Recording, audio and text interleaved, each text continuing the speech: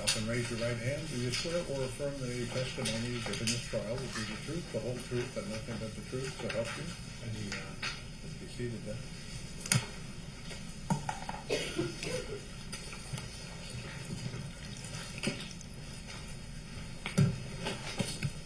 Now that you're seated, please state your name in full and spell your last name for the court's record. Kevin William West, W-E-S-T. Go ahead, John. Thank you. Good morning, Kevin. Good morning. Just to get a little bit of background on you, what do you currently do for a living? I'm retired battalion chief. And now we understand you grew up in Eugene, is that correct? Yes. And how long did you live in Eugene? 28 years. And so when you, how and when did you first meet Marcy? I worked for Eugene Fire Non-Emergency Transport System. It was a pilot project. I would transport cancer patients from Willamette Valley Cancer Center to the 6th floor at Sacred Heart Hospital where she was employed. And that's when I first met her. Okay. And that's what kind of patients were those? Cancer patients. Oh, okay. And so then I understand you were pursuing your paramedic degree at that time? Yes, I was. And did you get that? I did. Where did you get that? At Lane Community College in Eugene. What year was that? In 2000. And so 2000, you're still living in Eugene at the time, I understand? Yes, I am. And then how did your relationship with Marcy develop in those early days? So in those early days, we, after we met at the hospital and some time had passed, we moved on to living together in an apartment, and we continued until I moved up to Camas when I was hired by the city of Camas. And that's before the two departments joined forces? That's correct, in roughly 2011. And did you and Marcy get married at some point? We did in 2002. And where did you get married? May 24th, 2002 at Edgefield McMenamins in Troutdale. So how is your marriage starting out? Well, I would race down there just to see her during the academy.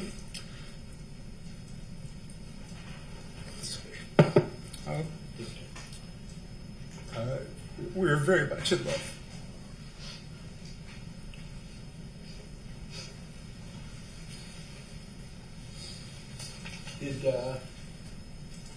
And so you had a couple kids, is that right? Yes. Okay. And the children, who were your kids and when were they born? Ted and Megan West. Ted was our first, born in 2003. Megan was born in 2005. So everything starts out good. Yeah. Okay. And so did things change at any point in your relationship? They did. When she moved to Vancouver, things were really good. I was new to the fire department. It was a special time. We were just starting out up there. I'm sorry, I lost my train of thought. Can you repeat your question? So you're talking about how things changed. The relationship might have changed. Let me start that question on back up this way. Okay. When you first had children, did you arrange your schedules in any way to accommodate raising kids? We absolutely did. I was fortunate enough to have a pretty fixed schedule, and she had a position that was deemed a relief position at Peace Health. So she could choose to pick up shifts if I wasn't working extra hours, and consequently, when I wasn't working, she was able to work, and I was able to pick up extra hours if she wasn't. So if there was abundant overtime, I would be primarily the one working, and we wouldn't have to have childcare. Although we did go to I think it was the Early Learning Center, Furstenberg Early Learning Center, just to give Marcy and I a little bit of a break when Ted was really young. But that was the only daycare we ever had to employ. Was that kind of a value that you shared? We did, yeah. And so how did you, as parents, how did you function together? We were a very good team as parents, and we right from the start, I was very engaged as a father, as she was a mother. Marcy was always very much engaged in the academics of both our kids. Marcy was talented. She was in choir. She was a musician, played violin. She gave those gifts to our kids of the arts. things that I wouldn't have given them without Objection her. non-responsive. Things that I wouldn't be able to give without I'm her. sorry, I overruled the objection. Apologize. So her gift to the kids was the artistic side of their education. Yes, and her level of engagement with them, no matter what it was, whether it was singing lessons for Megan, guitar lessons for Ted, the support of her grandparents, initiating paying for some of those initial lessons, supporting. Yeah, I was the writer, so I'd help out with writing assignments, and she was the math. We just whatever I couldn't pick up, she could, and we were a good team. Would you say that Marcy was pretty dedicated to the kids?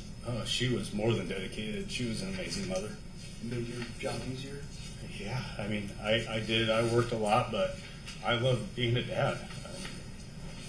I did. Still do. And so life goes on. Now, at some point, you bought a house, right? We did. And we've seen pictures of it. Is that the house that we've seen pictures of? Yeah, that was our second home we had purchased. Where was that second home? The one you just lived in recently, where was that located? 2573 34th Street in Washington, Washington. And we had heard about this bedroom set. Can you tell me about the bedroom set in the master bedroom? Yeah, so the bedroom set came along with many other items in the house when we moved in. There was an old elderly couple that moved to California, and they didn't want to take it with them, so they gave it to us very cheap. But it wasn't our bedroom set or our bar stools or any of that. But you paid for them? We did. We paid at closing a meager fee for all of it. But was it would it be the furniture you would have chosen? No. What was the plan with regard to the furniture? We wanted to replace it. It was a bigger home than we had initially, and so we didn't have the money to go buy all new furniture. It was a wonderful convenience at the time, but our plan was always to get things that fit us. And Kevin, I'm going to show you Exhibit 313. Just ask me to take a look at that. Yes, Do you recognize that? I do. And what is it? So this is Don't show it. Just tell me what it is. okay. It is the bed frame without the mattress and an end table on the right and left side of the bed. And that photo, is that a fair and accurate representation of how the furniture was staged? Yes, it is fair and accurate how it was staged in the master bedroom. Move to admit Exhibit 13. Objection. No, Your Honor. 13 said that. 313.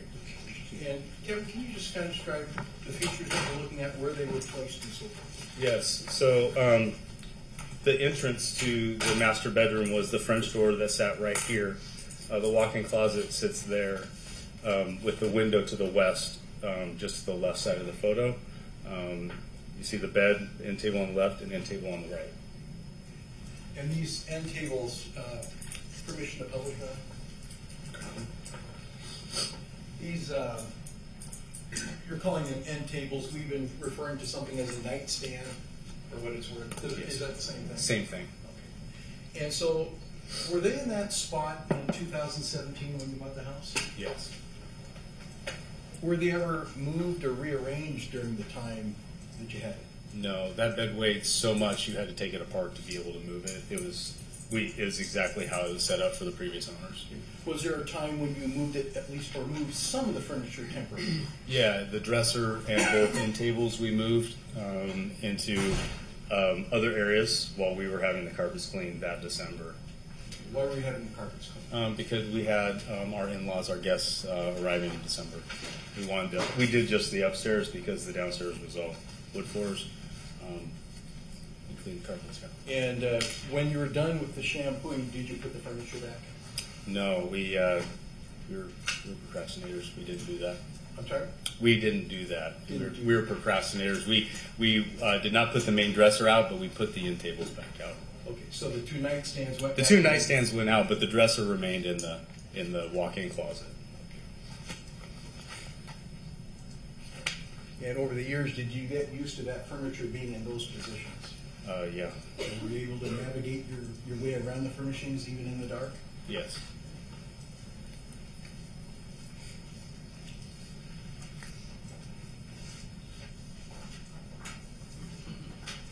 Kevin, I'm showing you what has been admitted as exhibits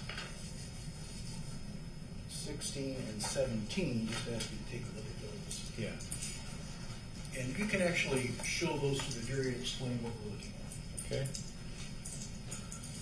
And when I say jury, make sure I can see it too.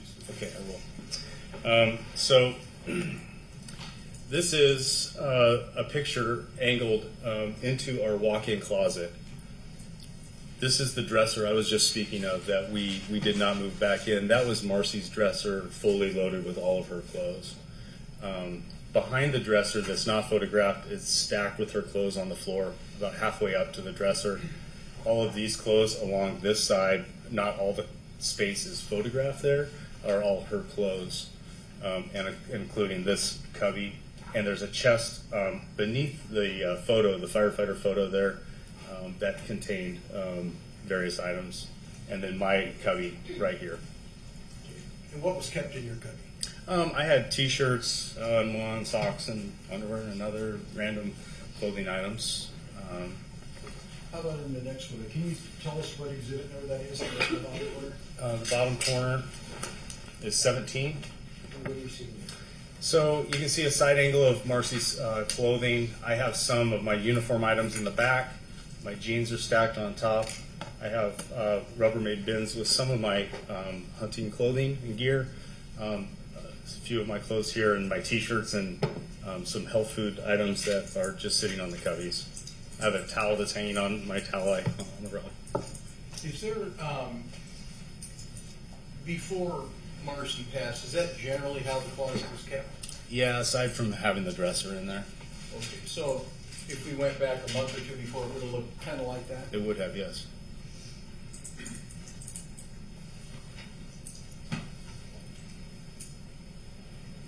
Now, in a house, we all divide up duties. Mother does something, dad does something like that. What were your primary duties as far as household chores and so forth? I did all of my own laundry. I would only get into the laundry when it kind of got out of control. I was so busy, I was working a lot, and so was she at that time. So I would do that. Generally, I did the majority of the cleaning.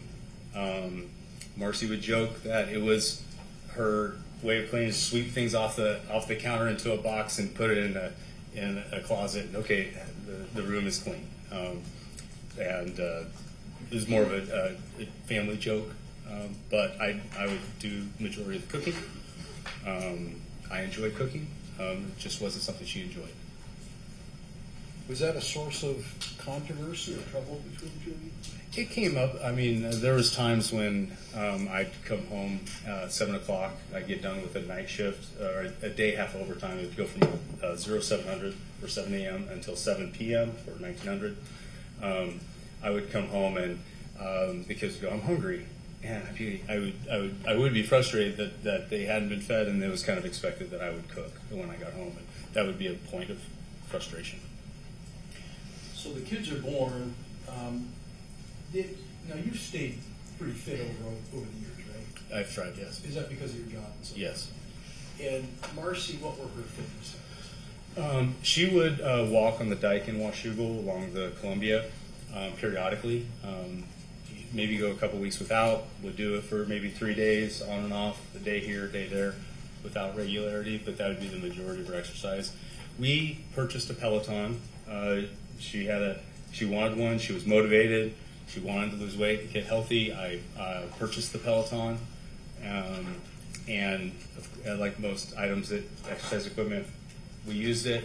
It was not comfortable. The backside hurt from sitting on the seat, and she chose not to do it, and it collected laundry. So, yeah. And for me too, it's the same story for me. I didn't enjoy it. Over the years, all the way up to the last moment, I guess, was she pretty dedicated to her kids still? She beyond words. She was very dedicated. Now, marriages have their ups and downs. Did your marriage have its ups and downs? Yes, it did. Can you give us an idea of how that went? There was, the ups and downs. We had so many good times. we have so many good memories and happy memories of raising the kids. And in the difficult times, our conversations, our arguments were round robin. Try to keep on one topic, and we couldn't solve one issue. It would come back and somewhat what you heard when the text messages were read. I wanted just answer the question, and I couldn't get that question answered. I wanted to resolve things. I solve things as who I am, resolution oriented. Fair to say there were some kind of unkind text messages going back and forth in December. Yeah. So did that represent one of the good times or one of the bad times? No, that was a difficult time. These good times and bad times, did they last for weeks, months? Kind of, what would be the ebb and flow of this? So, we'd have 3 or 4 days that were really good, and then we'd have maybe an item that would separate us for a day, and we'd have, maybe we needed a day cool-off period. Sometimes those periods would take 3 or 4 days, and then we'd have a period, some good times. It wasn't, we didn't only communicate through text. We had cordial conversation. We also had kind text messages that weren't read also. Now, we've heard that at some point you met Cynthia Ward. Yes. Do you recall when that was? The first time I met Cynthia was in, we believe, 2004. And you met, how did you meet her? At Dock Harris Stadium. She was on the track. I was introduced to her. I was on EMS standby for the football game, and I was just introduced to her that night. Okay. Which stadium? Dock Harris Stadium in Camas High School. Okay. And that's when you met Cynthia. That's correct. And then that was in about 2004, you said? Yeah. Did that turn into any kind of relationship at that time? Yeah, it did. Okay. How so? We had instant attraction, and it is exactly what it is, and it grew from there. Was she married at the time? She was. So were you? Yes, it was. Was she also affiliated with the fire department somehow? Yes. How so? She was a Washougal Fire Department volunteer. And City of Camas and City of Washougal were not merged at that time. Okay. But was she at the stadium for the same reason you were? I can't remember if she was on standby or if she just walked up to somebody that was a firefighter that she knew. I don't know. So as a volunteer, was she kind of under your supervision to supervise her? Not in the slightest. 2 different departments. And so the relationship became more, how long did it last? We've discussed it. It's a short period. I just can't remember. I think maybe 4 months, 5 months maybe on the outside. And did it become physical? It did, yes. And 4 or 5 months, what happened after that? We went our separate ways. She went through a divorce,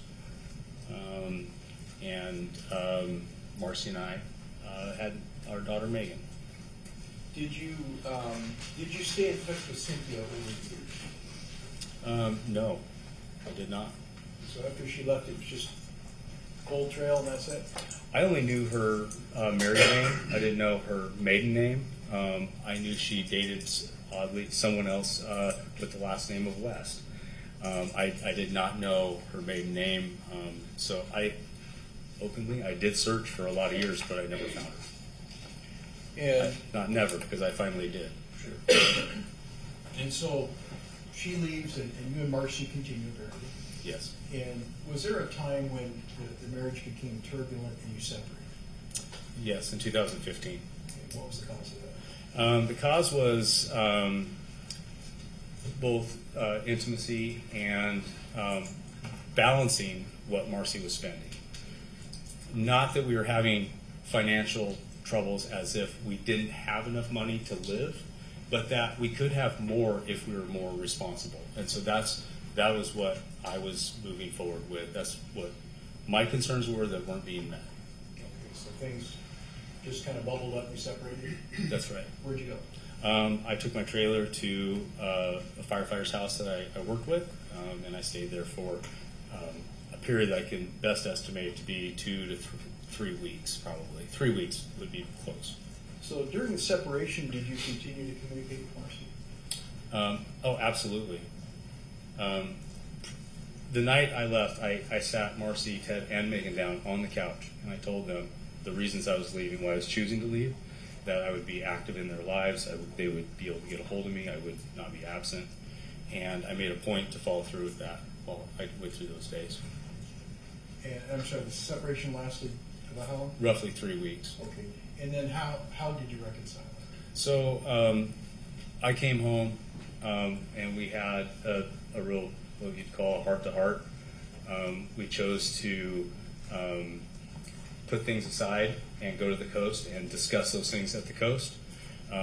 What we discussed was that I wanted her to spend, so the costs involved with my daughter's dance were quite extensive, and so there's choreography fees, there's costumes, there's the driving both there and back, and studio fees, travel. It's very expensive, and so when you add 1, 2, and then maybe 3 solos for recitals, and then you have 3 teams, and then so each team that you take to a recital throughout the year, each recital costs money.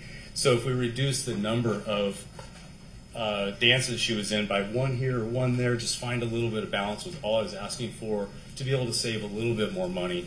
We're moving into college time. We were just trying to prepare. Okay.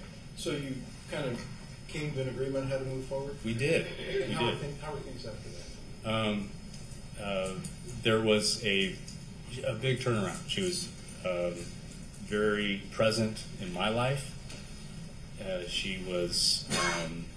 We never did reduce the number of dances that Megan was in. Those choices would happen after the spring recital, and then it'd be like July, and you would try out. You have tryouts, and of course she was talented. And she could make just about any team.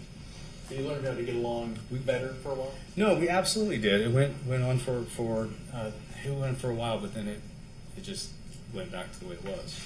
Did you ever have any like firefighters functions like, I don't know, banquets or parties or anything like that? We did. And did you go to those? I did. Did Marcy go with you? She only went to 1. Out of how many were these? My whole career. But that was her choice. She didn't have to, did she? I wanted someone to go with.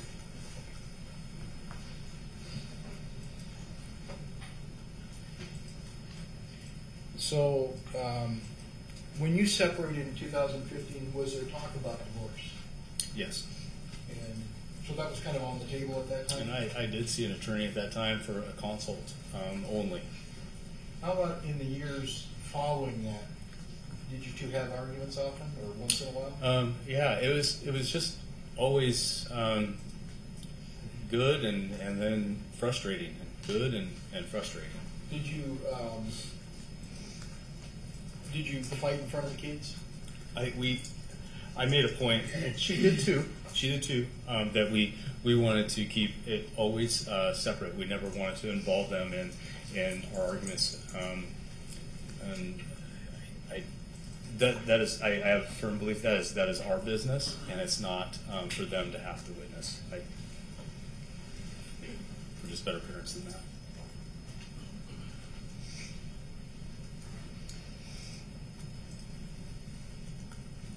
So let's just kind of look at the last couple of years before Marcy passed. Was the marriage still kind of going up and down, or was it getting worse? How would you describe it, Joe? I think it was always kind of the same. It ebbed and flowed. It was just always the same, and we just never really. I always desired to have more. I always desired to have a strong love, not be lost in the shuffle a little bit. So I always just desired more. It just never came. I was just very much there to pray that our marriage would turn around and also be there for the kids until they were in high school the best I could. And did you two have any kind of plans for the future of your marriage after the kids graduated from high school? Marcy and I did not have any plans such as moving from Washougal or having a retirement home somewhere. We didn't have those kinds of plans. She was very much into Megan's college and where she was going, as she should be. What about with regard to the actual status of your marriage, whether or not you would stay married? Was there any kind of plan that you two had? The two of us didn't have a plan. She threatened to leave many, many times. I would ask her not to threaten that. I wanted to work on things. Over all the years, especially after 2015, I came to the decision that I was going to wait until Megan got out of high school and graduated, and then I was going to move forward with a divorce. At the end of her graduation, she immediately became engaged, and her wedding was set for the following July. And I knew immediately I was not going to start the divorce process until after she was done with her wedding. The idea that you're waiting for her to divorce Marcy and you're going to do it after Megan's wedding, did you share that information with anybody in the family?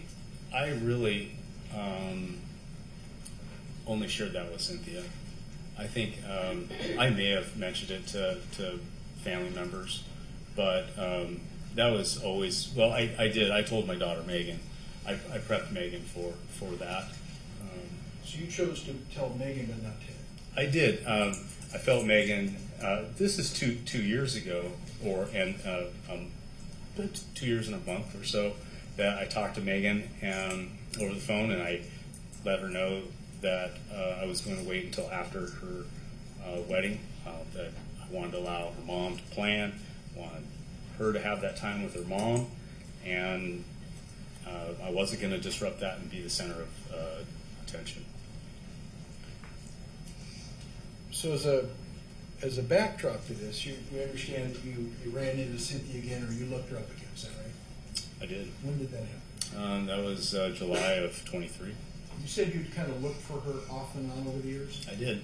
And what did that include? Well, I mean, I was searching on the social media site, Facebook. I was looking for her, and I never did find her. But I just entered Cynthia W. I didn't know if she was in there, and of course her last name's Ward. I found her that way. And so you found her. What did you do? I was shocked. I couldn't believe I had found her, and I sent her a message to see if it's her. I had a strong feeling it was. And turned out to be her. yeah, it's been a lot of years.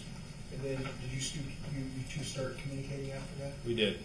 How long did that go on before you met, if you did? No, we did. We texted through Messenger for a short period. We transitioned to WhatsApp, and we didn't really make a phone call we made a phone call probably within that first week. We spoke until August. She was telling me she wouldn't be able to see me till October, but we actually first saw each other late August into early September sometime. Why did you use WhatsApp? It was just an application that we could text on that I could hide from Marcy.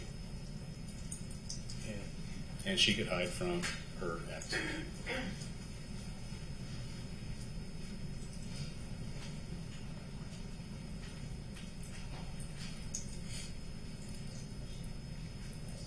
Now, did Marcy ever complain to you about any health conditions or any pains that she had? She did. What was that? So she complained of headache type pain frequently. This was a normal complaint. She complained of chest pain also. It was not very cardiac specific. Or it's not, women present differently with chest pain. I never wanted to take it for granted that I knew everything. I don't have any equipment with me when I'm at home. She would complain. I'd ask her some questions. What does it feel like? Does it go anywhere? Is it heavy? Is it sharp? some generalized questioning that we would do. Nothing ever presented as something as cardiac or emergent, feeling her pulse that feels strong and regular. Those are kind of the simple things you can do at home. But always advising her to see a doctor. Like, she would just never want to go see a doctor. So, you said she had headaches. Yes. You say frequently, how frequently? Daily to every other day. At some point, some lasted longer, some were shorter, some were more severe than others. It wasn't always like that, was it? No. When did that start? It's hard for me to give a date or a time frame of what it was, but I would venture to say that it was within the last year that it really seemed to ramp up. What about the chest pains? When did she start complaining about that? I know it was easily within that September to January when she passed, somewhere in there, that she was complaining about it. And how often did she complain? It was not as frequent as her headaches.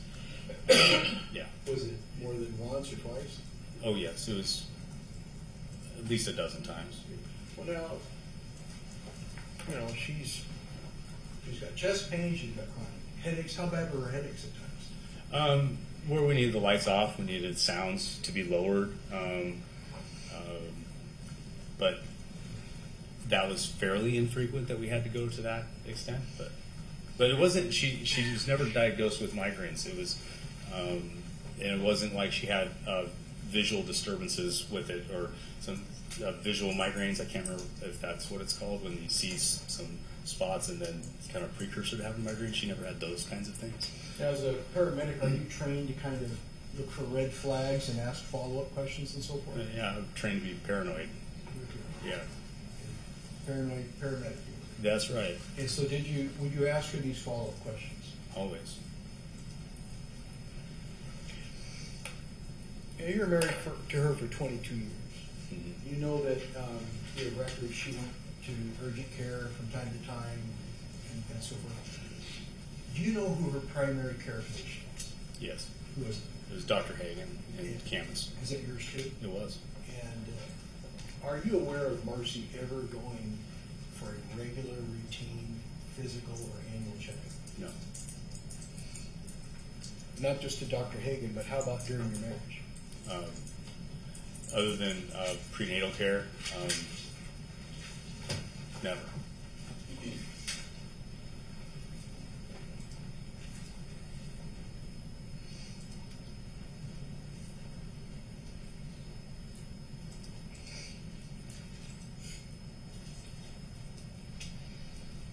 So then we've heard about this LifeScan process. And how long has LifeScan been, I guess, well, very good. How did you learn about LifeScan? I worked on shift with Dane Hammond, fire captain. His mother passed of cancer. He took that on as his mission in the fire department, as cancer prevention in the fire department. Kills more firefighters than anything else. So this was a very big thing to bring for health purposes, for the longevity of our firefighters. It extended to family and volunteers and retirees in the second year.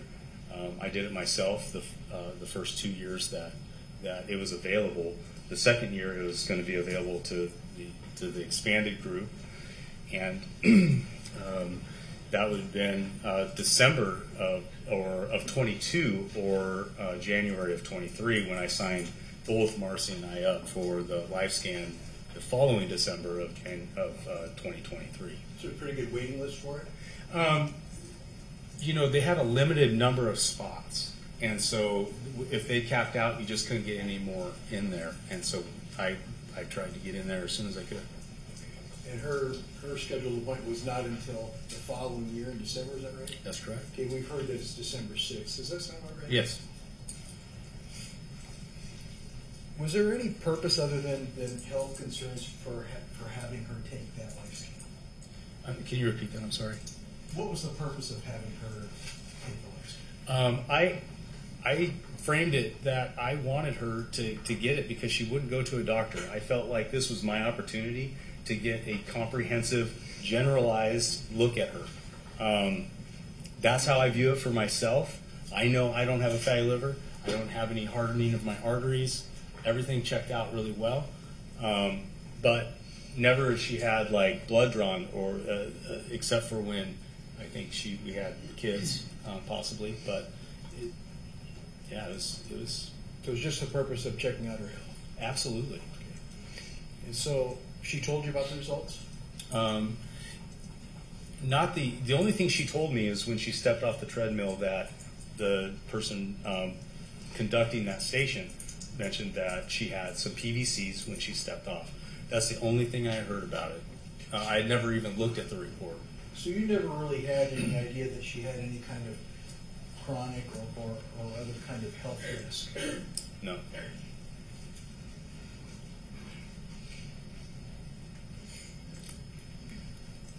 When we've heard other firefighters testify here, were you pretty open about your relationship and things in your life with the coworkers? Yeah, our coworkers at the fire were family, and I was open, but I wasn't always the one just going and spouting out information. They want to know how I'm doing. They're asking questions, and just as I do, it's like we're raising their families together, raising families together. Did you tell a number of your coworkers that you were considering divorcing Marcy fairly soon? Yes, I did. Did you tell them that you were planning to move out? I did. Did you tell them that you're worried about finances? I did. Did you tell them that you were worried about your retirement? I was, yes. Because what would happen if she divorced you or you divorced her? What was going to happen with your retirement? Whatever I paid into my pension, how many years I had served, half of that would be hers. I understand.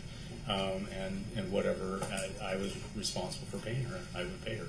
And did Marcy also have some kind of a pension? No, I don't believe she had a pension through Peace Health. I didn't. I received a letter from Peace Health that after 20. Non-responsive. Okay. I'm sorry. Okay. All right. So, but during your marriage to her, you were never aware of her having any kind of life insurance program, or not life insurance, some kind of retirement program. No.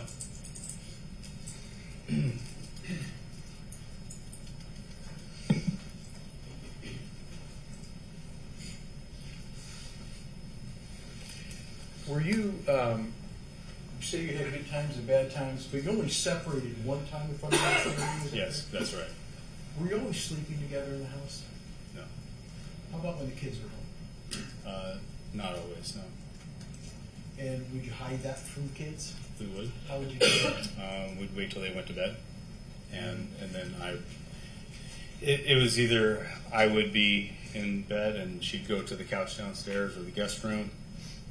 Whoever felt stronger about an argument and wanted to leave, I guess, would go to another spot. There'd be times we would be in bed together for days straight, but then one thing might make it so we're sleeping in different areas. It just was turbulent that way.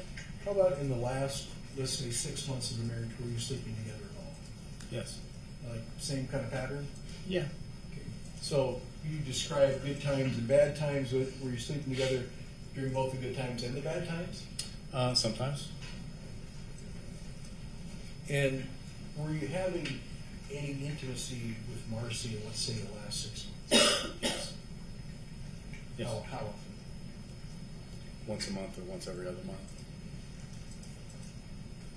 Of course, at this time, you're seeing Cynthia, correct? Yes. You're being intimate with her in the last few months, is that right? Correct.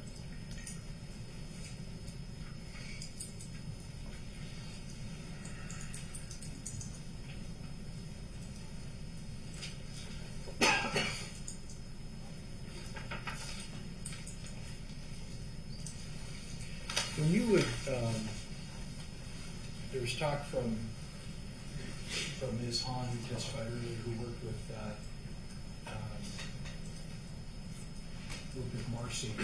Would you still transport patients to the hospital and see Marcy at times? Oh yeah, yeah. Anytime she was working and I was working, when the kids were older in school, she'd pick up shifts, and so we would actually work at the same time. So I would see her. Even as a battalion chief, you see her? No, that's when I stopped going to the hospital when I promoted to battalion chief in 2020, I believe. And even as a captain, I wasn't working on the ambulance and going to the hospital that often, but on occasion, I would be on an ambulance and transported still to Peace Out. Do you know who Connie Holland is? Yeah.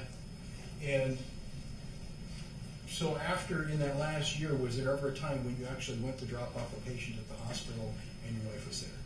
Yes. I mean, how many times? In the last year of her life? Oh. It was very limited in the last, maybe once, because as a battalion chief, I'd go to Peace Health and pick up, when an ambulance would go to the hospital with a cardiac arrest, when they needed extra hands, they would take the fire engine crew with them.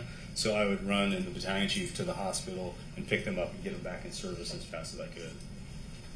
And I would be able to see her there, and I would say hi. And there wasn't just one section of the... Sorry. Okay. And so, go ahead, tell me, you said that you would see her there, and then what would you do? I would look for her. She wasn't always right in what they called the main, where the paramedics come in. It's been called different names in the past, and I don't know what it's currently called right now. But as you walk into the main, you have the main, and the unit secretaries are there, and the charge nurse, and then to the right is a hall that goes to what was EDE or East, I don't know, but she would work over there sometimes, and then sometimes she'd be in another wing in Peds, behind another desk. So it wasn't always just where the paramedics came in. Now, you weren't able to go there very often because your job had changed. My job had changed, yes. Did you do anything to kind of let her know you were thinking about her during those times? I did. What did you do? So as a captain, I had probationary firefighters. We did mild, fun hazing. So I would ask them to provide my wife, Marcy, a cold beverage. So they had a soda machine, and they would take her a cold beverage, make sure she had a drink. And I said, I'll ask her if he did it or if he didn't, so we'll find out. But I would do that. Now, going back to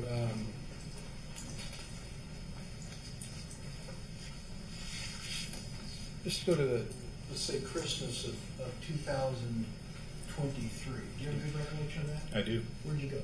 If you went anywhere then. I did. I went to Eugene to my mom and Bill's house. Yeah, anybody go with you?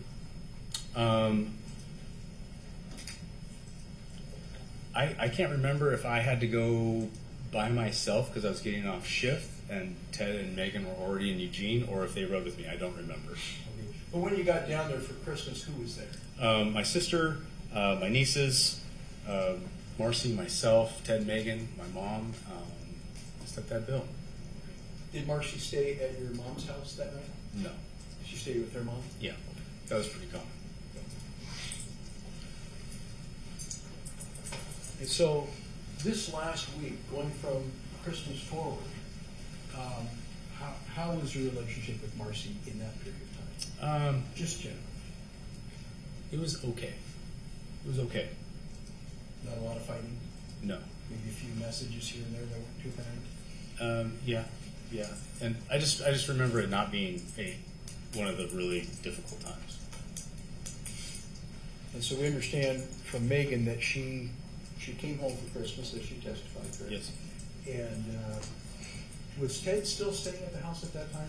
This is we're talking about right around before the time that Megan went back up to campus. Was Ted still staying in your house? Yes, he was. And then going forward from that, do you recall when Megan went back up to school? Megan spent a couple weeks. Her professors were extremely accommodating with her work and was able to stay and complete her work from our home in Washougal. Okay. Do you remember what day she went back? It was, so the gathering was probably the 20th. That Monday, I think, that following Monday was the day I took her back up. Okay. I'm going to back up just a little bit to, she'd come home for the Christmas holidays, correct? Yeah. After Christmas, do you recall her going back to school, at least for a while? Yes. And what day was that? I don't remember what day she went back. I know Marcy drove her back, and I'm not sure if Ted went with her. Yeah. We saw some Christmas cards that there's a claim that you wrote them to Cynthia. Did you write those cards? I did. Are those your words? They are my words. And they were in the garage in a wooden chest. They were. Why were they? Because I never gave them to Cynthia. I read them to her, but she did not want them at her house to be found. So that's why I did her there. And she was still in a relationship too. She was. And so you kept them out in the garage. Did Marcy ever come out in the garage? She did. Not to stay. Not often. It was not warm out there. Did you think she would find the cards? No. You put them in there so she wouldn't find them. Correct.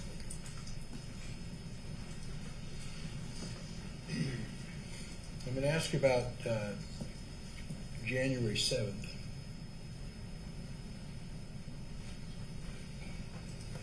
On January 7th, you have a pretty good recollection of that day for the most part? Pretty good. And how did it start out? It was a good morning. Ted was making pancakes.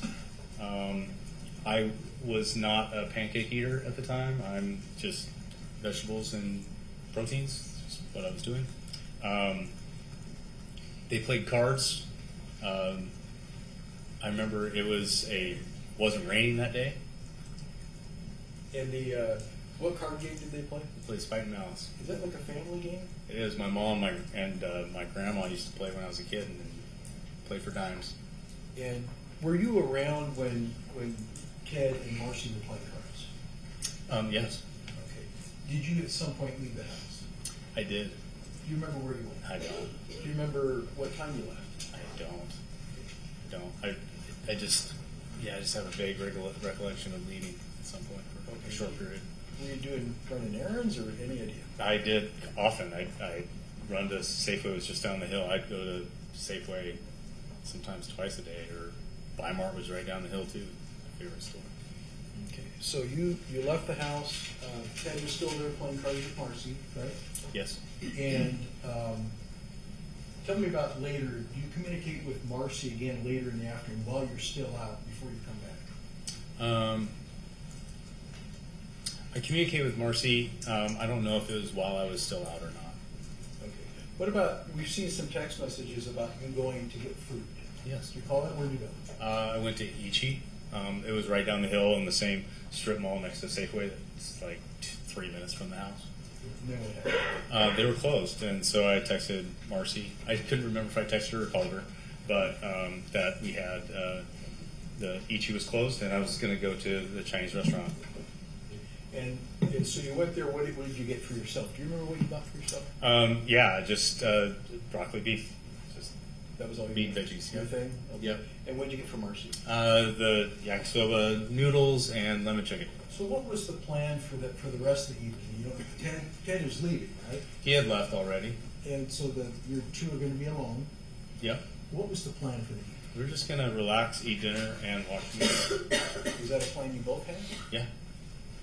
So you got the Chinese food, then what did you do? I came straight home, and I prepared it on plates like I normally would. The noodles come in this giant tray. There's more than 3 people can eat, and so I'd always make her a plate, and she was sitting on the couch, and I took her. Okay. Do you have any idea what time you got home? It was in the evening. Was it already dark?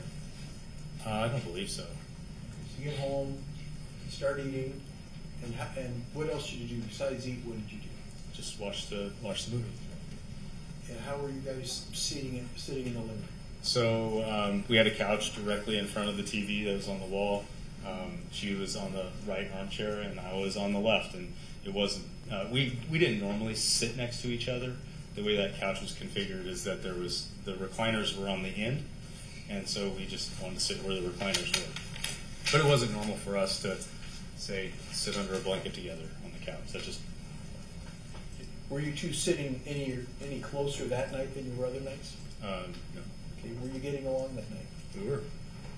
What kind of an evening did you have? It was just peaceful, where we weren't talking about topics. We weren't talking about the things that we had argued in the past, and it was nice to have a pleasant night. And so, at some point, did you two become intimate that night? We did. And we expect to remember with precision what time? Do you have any idea what time that might have been? It was between movies, and I don't know. It was in the Did you say it was between movies or after movies? well. We watched 2 or 3. I can't remember what we watched, but it could have likely been between movies. And where were the two of you into? Upstairs in the master bedroom. I'm going to show you Exhibit 305, which has been entered. And can you just kind of show that to the jury and explain what we're looking at? Yeah, so this is the side of the bed that I slept on. I even at work, I scrunch my pants down like that with the socks underneath. I've always done that. That's what my grandpa did. I didn't know I was going to be a firefighter, but my grandpa, we joked about him always dressing like that. I always did it. That's the garbage sack right here that I placed in case Marcy was going to vomit again. I had it ready to go. My side nightstand, I have a very small locked gun safe right there, and a charging cord for my cell phone. And was the pants are on the floor? Were you wearing those pants that day? Yes. When did you take those pants off and put them? When I finally went to bed. And so, what did you wear to bed that night? I had my Under Armour running pants and white T-shirt. Now we've seen some photos. We've heard some testimony that Marcy was wearing a bra to bed. Yeah. Was that uncommon for her? No, she always wore a bra to bed. Do you know why? She had breast implants after Megan was born, and by Dr. Workman in Vancouver off 164th. And she was advised to wear one to help with support. I don't know beyond that any reasons why. I didn't ask any questions, but that was the reason she always had one on. It's either sometimes not just underwire, but a sports bra too. Did she was she told to wear it for the next 20 years, as far as you know? I think by how she wore it, I'd say yes. Okay, but she always wore it. Always wore a bra.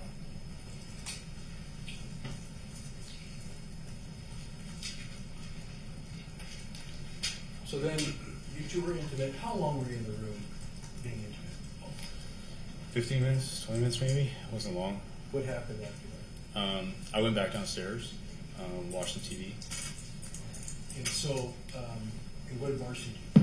She, I don't exactly remember. I remember she stayed up there though. Okay. And then what if anything happened after that? She came downstairs, complaining of headache. Do you have any idea how long after she went to bed it was that happened? It's really hard for me to say. It was a short period of time, but not long. Came down with a headache, and what did she do? Came down, immediately went for some ibuprofen. And then Went back upstairs. Of course, when she got the ibuprofen, I was asking her about the severity of her headache. It was just what I always did. is that the price of living with a paramedic? They're always asking you to That is the price. for your symptoms. Yep. And so she goes back up to bed with the ibuprofen. What happened next? I can hear her vomiting aggressively upstairs. Now you're downstairs at that time, right? I am. And so, is she in the master bathroom or the guest bathroom? Yes. Guest bathroom? Yeah. So that would be coming out of the door, take a left, and it's kind of on the right there? If I'm coming out of the living room, Well, if you're coming out of the bathroom. the master bedroom. Yes. Yes, it's straight across the hall from her. Straight across the hall from her side of the bed. Okay. So she goes there. So she's up there throwing up aggressively in the bathroom, and you're downstairs. Yeah. What is the path to get from the bathroom downstairs to where? So if I'm looking at the TV where I was saying, it's a straight shot to the right, to the base of the stairs, and then it just kind of hooks back up to the top right, where the top of the stairs is where that bathroom is. Is that a pretty good distance? Yeah, it's a fair distance. Yeah, Could you hear it pretty clearly? I could. And would you? I ran up there, held her hair, and waited for her to finish. And then what? I started asking her about her headache again, I asked if she was dizzy. I asked if she had visual changes. All the standard questions. I'm worried about a headache and vomiting. I'm worried about an aneurysm. I'm asking, did you feel a pop in your head? I already mentioned visual changes. She was stable walking. She didn't seem uneasy. Someone's having an aneurysm. It's the worst pain, the worst pop, worst headache they've ever had, and they have an unstable gait. I've seen it firsthand. So I was just asking questions, and nothing she said was of concern to the point that I needed additional or higher level of intervention. Now, after she was finished, did you help her get back into bed? I watched her get back in bed. I wanted to see her walk on her own. Did you do anything to prepare just in case you got sick again? I did. That was the garbage sack I sat next to where I was sleeping. Okay, so you're talking about next to your bed, you put a garbage bag on the floor just in case you got sick again? Yes, I did.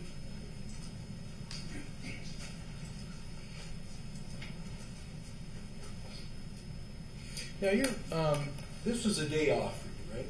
Yes. How many days had you been off? We were transitioning to a new schedule at the fire department at that point, and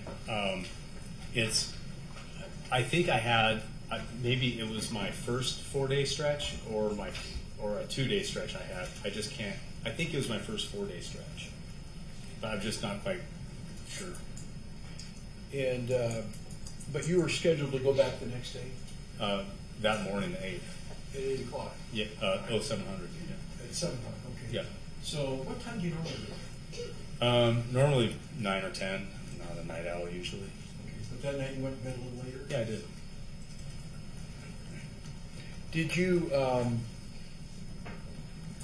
that evening? Were you on your phone at all? Were you surfing the web or looking anything up? As far as you recall, I don't remember. it's possible you were. I suppose it's possible I was. Yeah. Okay. So when you finally went up to bed, did you take your phone with you? Yes. Where'd you put it? On the nightstand and plugged it in like I always do. Okay. Is that just your habit? Yes, every night. And where was Marcy's phone, if you recall? Or do you know for sure? I don't know where her phone was. Okay. Where did she normally keep it? On her nightstand. Was the bedroom dark when you came in? Yes. Did you, this is the night before a shift, did you drink any alcohol that night? No. Did Marcy? No, she didn't drink alcohol. Not at all? No, she did. Like, if we were camping, it would be like a pre-made margarita you'd buy from, say, Costco. But she'd have one, maybe. But it just wasn't her thing. Yeah, how would you know how to wake up in the morning? I set my alarm. Did you set it that night? Yes. For what time? Usually I get up at 5 to go to work. And so you go to bed. Yeah. Did Marcy know the pin to your phone? Yes. How do you know that? Because she'd use my phone for wedding research or projects. Like she'd have her phone, a laptop, and her phone, and just be comparing things all the time during the wedding planning stuff. Were there times where you think she went through your phone? Yeah. You think why do you think she? Because I'd find it open. Do you have any suspicion as to why she would go through your phone? I think she was suspicious of my affair. Is that because you were absent quite a bit? That could be part of it. I think I was pretty present, but I was on my phone a lot.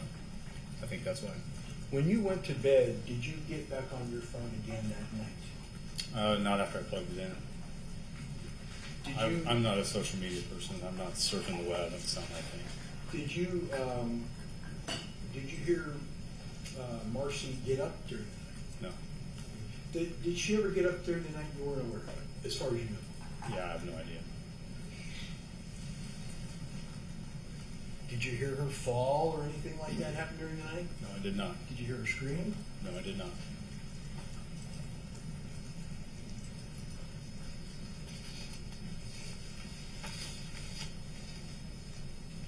And earlier in the day, I'm just going to go back for just a second, when you two were kind of hanging out during the day, was there any discussion about your birthday? Yes. What was that? She wanted to take me to the coast. She was looking for places. We were discussing different cities. So things are going pretty good. Yeah, yeah, good time. So then, your sleep, what catches your attention, if anything? What wakes you up when you do wake up? I woke up to my dog whimpering. She kind of whimpers and barks, but she wasn't then. She was just whimpering. Now, where this your dog? What's your dog's name? Sadie. Yeah, where did Sadie normally sleep? She loves the pillow. She was either between us or literally between us, up on the pillow. And so you woke up to the dog whimper. Yeah. Were there times when the dog would whimper and well, sure. Did you always get up when the dog would whimper? No. But would the dog get outside somehow? No. Okay. What did you leave the door open so the dog could get out? Out of the master bedroom. That's yeah. Yes. And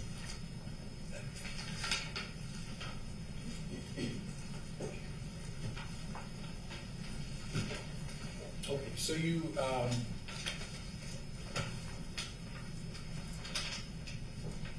when the dog would whimper, were there times when the dog would go outside or go outside the room and get a hold of Megan? Yes. And would that be? Why would that be? Why would you not get up? Because I didn't hear it. Would you and Marcy both sleep through it sometimes? Yes. And so, the dog's whimpering. What did you do when you heard the dog whimper? I tried to quiet Sadie down. That's my first thing. It was like, I'm sleeping, be quiet. And then I realized that I could feel movement in the bed. Okay. Describe that. What did you feel? I felt it's not quite a vibration. I think it's easiest to feel it's not quite shaking. It's not like I was experiencing an earthquake in bed, but I could feel movement in the bed. And what did you do next? I put my hands on her, and I could tell she was shaking, and something was wrong. Immediately, I'm considering seizure in my mind, obviously right away. Had you seen her like that before? Never. Are you aware of her ever having a seizure before that? Never. And so, but did you recognize it as a seizure? Yes. And so, do you have any idea how long she'd been seizing like this before you became aware? No. So what did you do? That's my biggest concern, not knowing how long she's been in that situation. I wanted to get her out of bed on the floor where I could protect her airway the best. What's that? Sorry. Objection, non-responsive, Your Honor. So, you find she's seizing. Yep. What did you do? I wanted to get her out of bed as safely as I could to the floor where I could have a space to work on her and evaluate her, protect her airway. What,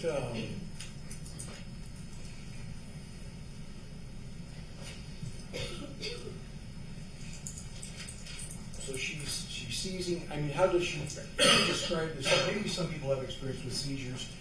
How is she behaving? How is her body position? So she was, I didn't have much light, but what I could feel was her arms were on top of her body, positioned like so, legs straight out, and arching forward a little bit, shaking.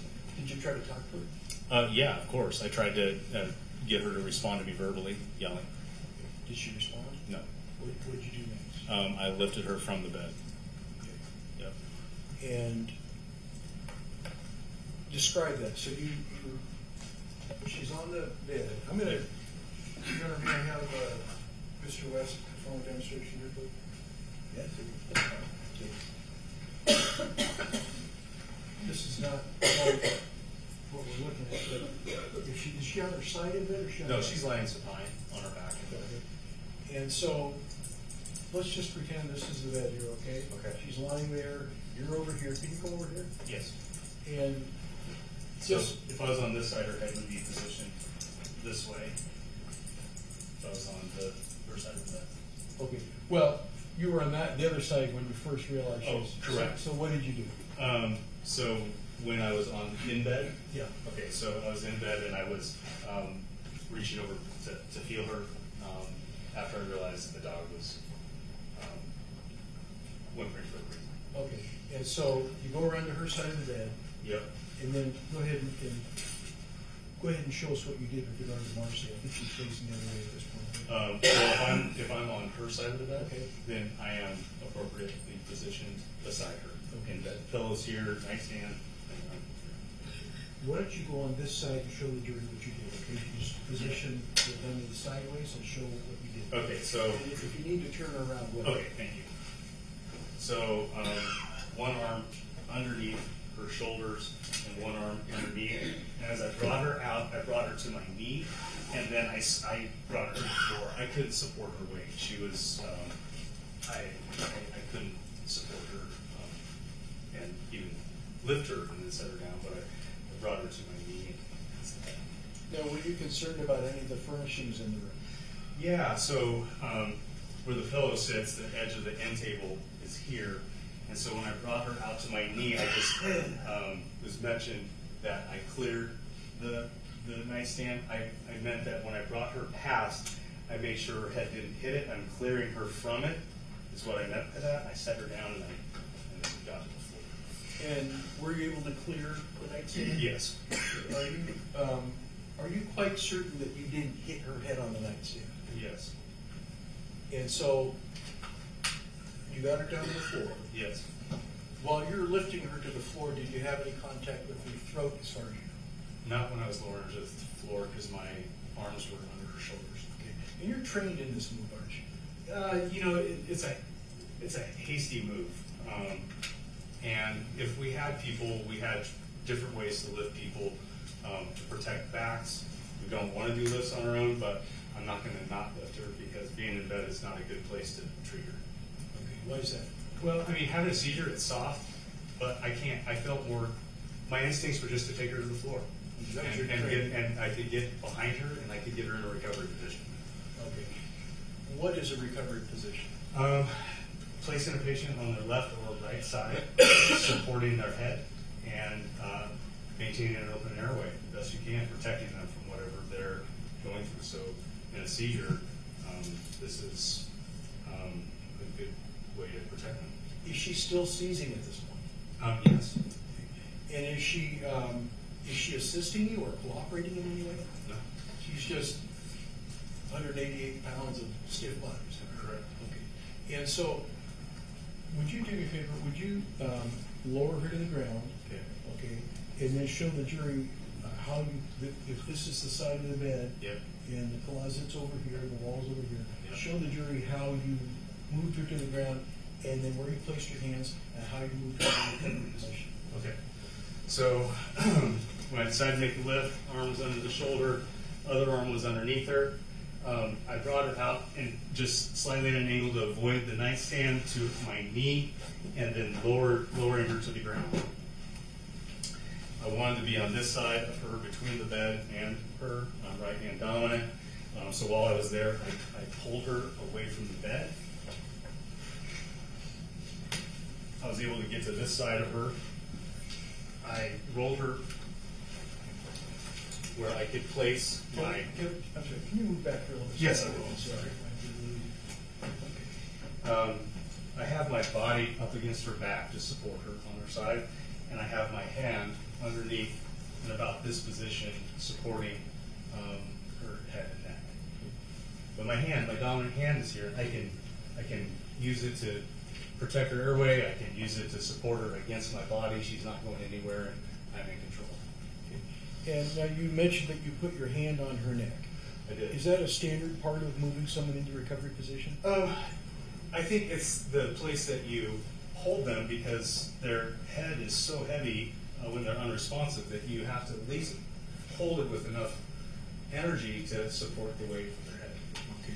Does your hand wrap around over toward her throat at all? Not the anterior portion, but it would be the lateral moving towards that. The doctors talked about the sternocleidomastoid muscle that goes from the mastoid process down to the sternum, that insertion point. So I'm kind of on that muscle and under the jaw and the upper part of the neck where it meets the head. But that's the only time I was holding her in that position. Okay. All right, thank you. You're welcome.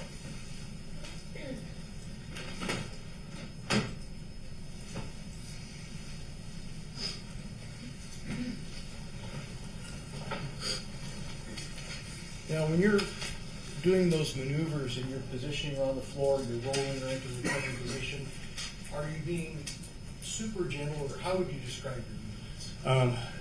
Kind of like a hasty move. I'm wanting to do things quickly and efficiently, but safely, and that's what we always did in that line of work. Would you describe your behavior as violent or aggressive or deliberate? How would you describe the movements? No, deliberate and concerned. Yeah, And were you trying not to hurt her? absolutely. Were you working in the dark? Yes. Why weren't the lights For whatever reason, our fan light wasn't working. on? So is the fan light, you have a switch on the wall, something like that? Switch on a wall that would allow us to use the remote control to turn on not 3 stages of the fan and the light button in the center. So when you came around the bed and helped her to the floor and put her in recovery position, were there any lights on at that time? No. So you're working in the dark. Yes. Were you able to determine whether or not she was breathing? I assume during the seizure she's not exchanging a lot of air at all. Is that kind of an understanding for paramedics? Yes. And so at this point, you're a paramedic, you're trained. It's been a long time since I was on an ambulance. Oh, sure. You're a paramedic, you've got knowledge of how to help people. Yeah. What efforts did you make to help her at that point? By the time you got her in recovery position, Yeah. and that was to keep her airway clear and all that, correct? That's right. So what, you have to use enough force to keep her head from tilting Yeah. over on the side. Yeah. So at that point, what other efforts did you make to help her at that moment? So it was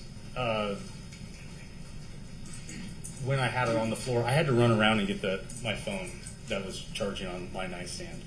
So I ran around the bed and came back around and called 911 and put the phone on speaker. And so as I was demonstrating and I was supporting her head and she was against me, the phone was just on the floor right in front of me, so I could at least reach it. But that's where I had it. There was a witness who testified earlier that you had told him your phone was on her side of the bed. Do you recall that? Yeah, I don't recall that. You don't recall him saying that, or you don't recall doing that? Both. I always had it charged on my side of the nightstand. I never slept on that other side of the bed. But your phone was on your nightstand. That's correct, yes. Do you know where your phone went between you're going to bed and you're getting up in the morning? Do you have any idea what your phone was doing? Not in the slightest. So you trained paramedic, you've got skills, maybe rusty at the time. What did you do next? Next meaning, from the point of having her in the recovery position, Yes. having her on 911, the 911 call is ongoing. She's Can I yes. stop you right there? I want to ask you a couple questions about that. You're calling 911. Yeah. Okay. What do you know as a paramedic? What happens when someone calls 911? Call taker receives the call. They code it based on the call type. I'm not a dispatcher, so I'm going to miss certain points. I was the liaison with City of Campbellsville Fire Department and Cressa, so I had the opportunity to sit in dispatch and watch them work and understand their process for just one day, but I did. The call taker sends it over to a dispatcher to get the appropriate closest units responding to the call. Now, the 911 dispatchers, are they just kind of winging it and just kind of going off the top of the head, or do they have any kind of protocol they follow? No, they have a very strict protocol questioning that they have to ask every time. And while they're doing that, do you have to tell the dispatcher, I need an ambulance, get someone here right away? Do you have to do something like that? No. Why is that? Because if it's a stroke, this is a general medical call that requires an engine and ambulance in our area every time. If it's a cardiac arrest, it's 2 engines, an ambulance, and a battalion chief every time, unless more is needed by those that responded.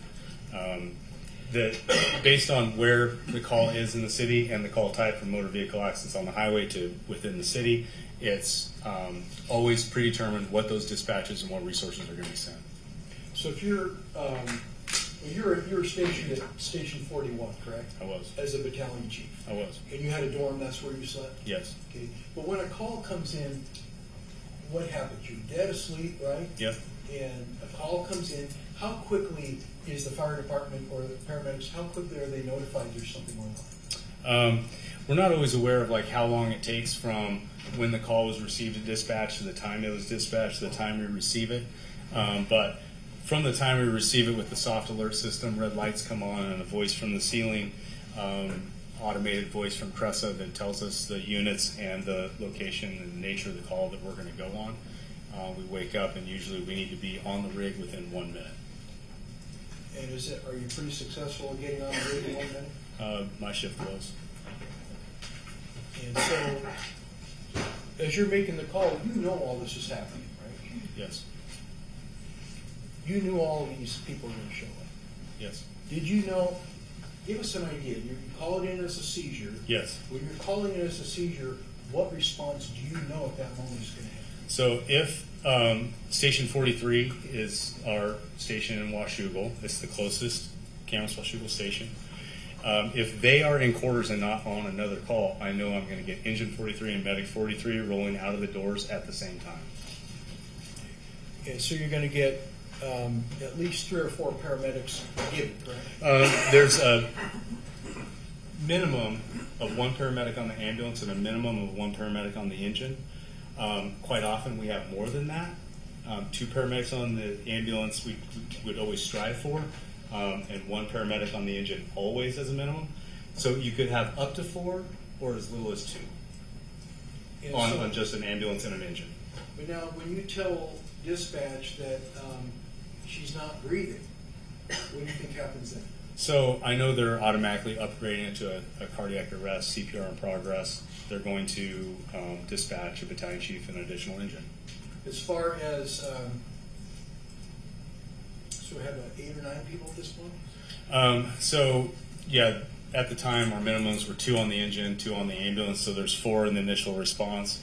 You get additional engine, you're going to get another minimum of just 2, so you're only going to have 6 with 2 engines and 1 ambulance. Battalion chief arrives, you have 7. We also had East County Fire and Rescue that responded. They came with 2. So you get up to 8 or 9 that way over time. Is it common for law enforcement to show up as well? We were great partners with Washougal and Camas PD. Washougal would often always be rolling in, willing to grab gear. They had their AED in case they got there first to hook someone up and provide a defibrillation if needed. So they took care of us and we took care of them.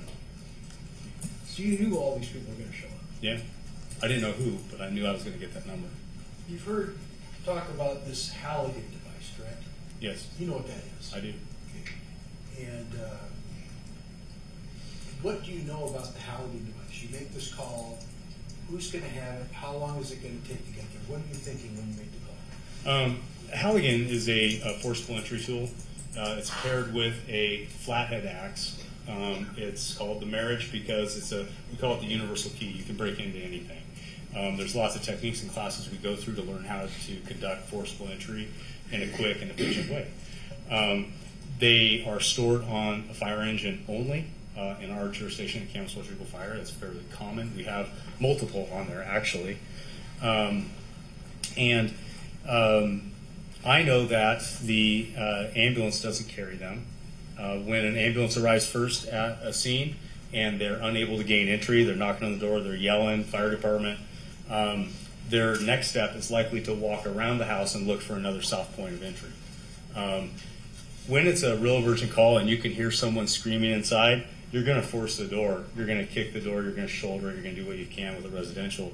But that's really discouraged because it's caused so many injuries. It's just a delay in aid. Causes injuries to the firefighters? To the firefighters by kicking. You lose knees, and so it's very discouraged to do that. So, in your experience, which is going to arrive first, the ambulance or the engine? Ambulance. And is that pretty much true every time? It's not. It depends on where they're responding from. They're not always responding from the station. They come from another call. It might be that the ambulance is available in Washougal and the next engine is downtown Camas. So the ambulance gets there quick, and there's a long delay for the engine to get there. So it's all variable. So you hope for, when you call 911, that the stations that are closest in your area have the resources there and ready to go. And you want them ideally to show up at the same time? Correct. What is a typical delay between the ambulance getting there and the engine getting there? Traffic can cause some minor issues. We have steep hills in Washougal. The engine doesn't roll uphill fast. The ambulance can get there quicker. We usually let the engine out of the bay and off the tarmac faster ahead of the engine, just for that simple reason. So it's commonly going to be there first. Is your house located at the top of the hill as well? Yes. And so, time-wise, typically, how long after the ambulance do you envision the engine getting there, under normal circumstances? I think under normal circumstances, within 30 seconds of the arriving ambulance. Could it be longer sometimes? It can be. And so, at some point, well, I'm gonna play for you exhibit number 22.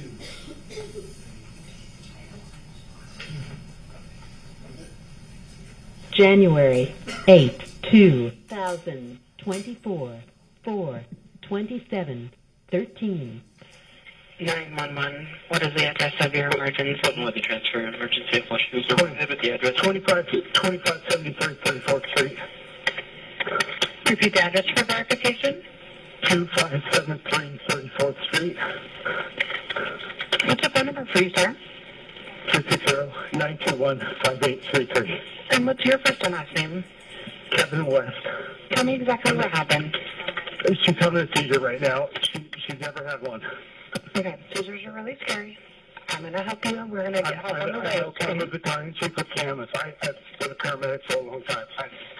Okay, Kevin, it sounds like you're taking really good care of her. I hear it's her first seizure. Tell me exactly what happened. She woke me up in bed. I have her on the floor right now on her side. Okay. Are you with her now? I am. Okay, I'm going to go through some scripted questions. Bear with me, okay, Kevin? It's not going out. How old is she? 48. Is she awake? No, she's not. Is she breathing? Yes. Okay. Hold on just one sec. Has she had more than one seizure in a row? It hasn't stopped. Is she pregnant, or has she been pregnant in the past 4 weeks? No. Is she diabetic? No. She has no medical history. Is she an epileptic? No, she is not. Does she have a history of stroke or brain tumor? No. Okay. Has the jerking stopped yet? No. Okay, hold on one second. I'm sending the paramedics to help you now. Stay on the line. I'll tell you exactly what to do next. I got her on the side. Her airway's clear. You know what? She's breathing She right couldn't now. be with a better person to take care of her. You were doing a really good job, and I'm required to read it, so just bear with me, okay? She's still breathing. Don't do CPR. Don't hold her down or put anything into her mouth. Move dangerous objects away from her. Tell me immediately when she stops seizing. Okay, I will.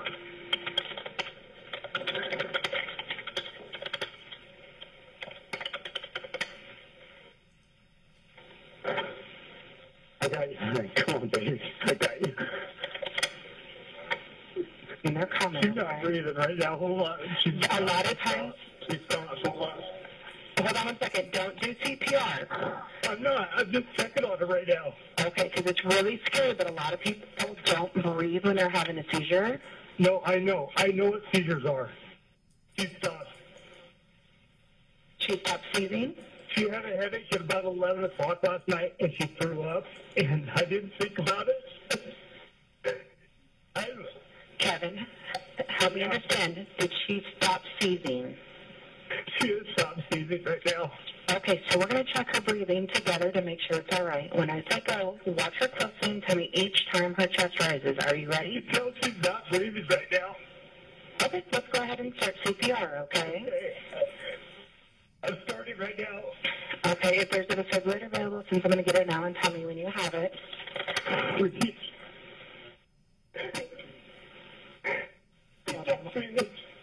Okay, we're going to... Okay, I'm getting help started. I'm just letting them know that we're starting CPR, okay, Kevin? Okay. Are you right? Okay, listen carefully there. Tap flat on the back on the ground and remove anything under her head. I do CPR. I've been doing it for fucking 20 years.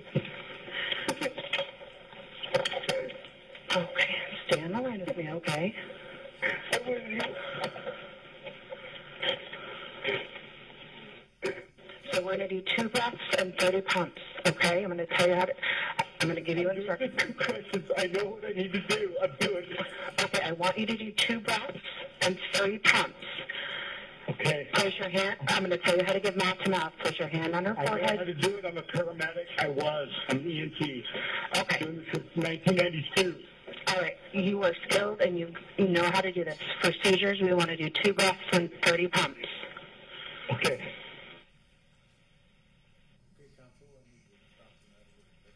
Can I count with you for the 30 pumps? We've done once, and we're now doing the examination of this. We're going to complete the 911 call at this time. 2 breaths and 30 pumps. Okay.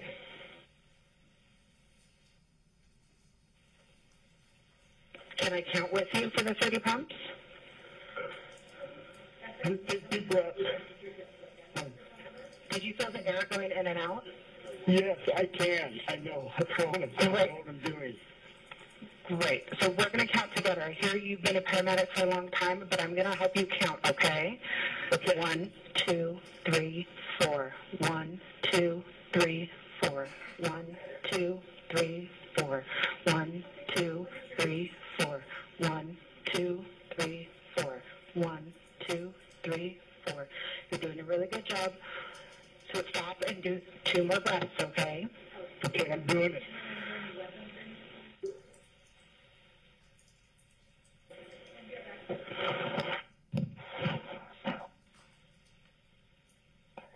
When you're done, let's start compressions again. I'm doing it. I'm doing compressions. I haven't stopped. 1, Given the 2, I promise 3. right when you're saying it. You're doing a great job, Kevin. 1, 2, 3, 4. 1, 2, 3, 4. 1, 2, 3, 4. Kevin, are you still doing the compressions? Okay, stop and give 2 more breaths. Tell me when you're done so I can count with you. 2 breaths, 30 pumps. I'm doing 2 breaths now.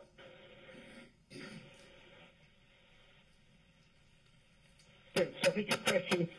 1, 2, 3, 4. 1, 2, 3, 4. I hear you know how to do it, and you're taking really good care of her. They're coming as fast as they can.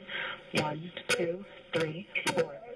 I'm just going to help you keep count. 1, 2, 3, 4. 2 more breaths now. Okay. No, 1, 2, 3, 4. 1, 2, 3, 4. 1, 2, 3, 4. 1, 2, 3, 4. 1, 2, 3, 4. 1, 2, 3, 4. 1, 2, 3, 4. Stop and 2 more breaths right now, Kevin.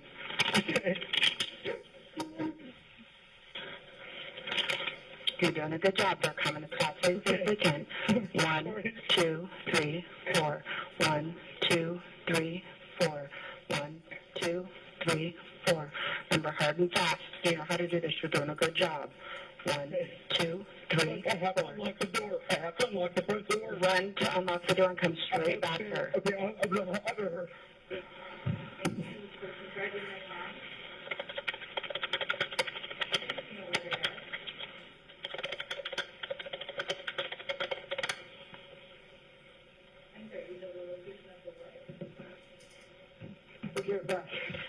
Okay, 1, 2. We're going to do 2 more breaths. Do 2 breaths and start the pumps again.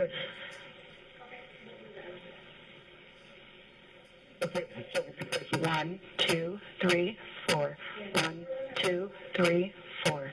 1, 2, 3, 4. 1, 2, 3, 4. 1, 2, 3, 4. 1, 2, 3, 4. 1, 2, 3, 4.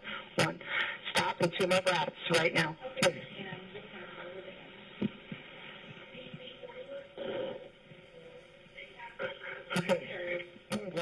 1, 2, 3, 4. 1, 2, 3, 4. 1, 2, 3, 4. Keep going. You're doing a good job. 1, 2, 3, 4. 1, 2, 3, 4. Keep going, Kevin. 1, 2, 3, 4. Stop. stop in 2 more breaths for me. You're doing a good job. They're pulling up front. Don't stop until they take over for you. I know. I'm afraid I know. 2 breaths and 30 pumps. You're going to do it till they take over for you. I'm doing it. I'm very good. 1, 2, 3, 4. 1, 2, 3, 4. 1, 2, 3, 4. 1, 2, 3, 4. 1, 2, 3, 4. 1, 2, 3, 4. 1, 2, 3, 4. 1. Stop and 2 more breaths. 2 more breaths.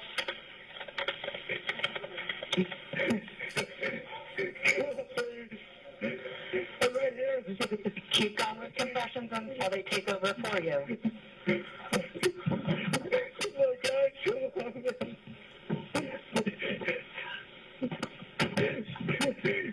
I got my time. I got you.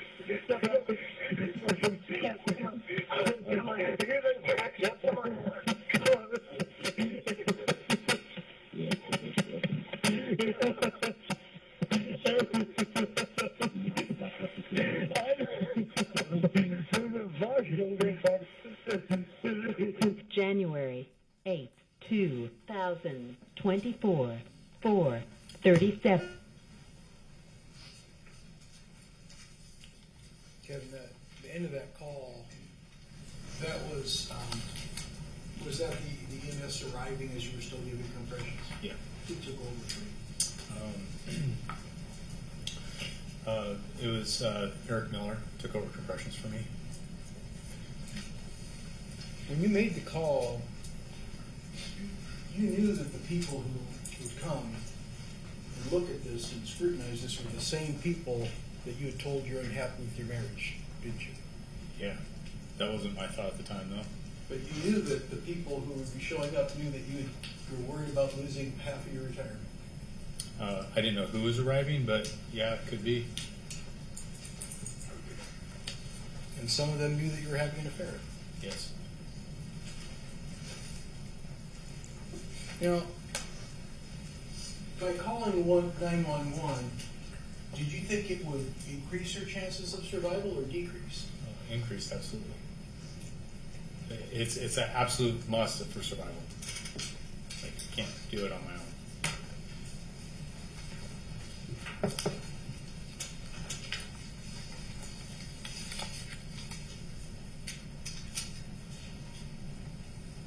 Now, you've been on, before you became a battalion chief or a captain, you were on lots of calls, weren't you? Do you have any idea how many you were on? We used to keep track, thousands. Yeah. And was this different than your regular call? For you. Yeah, it's personal. It's my life. It's different. I don't have any resources. I don't have any tools.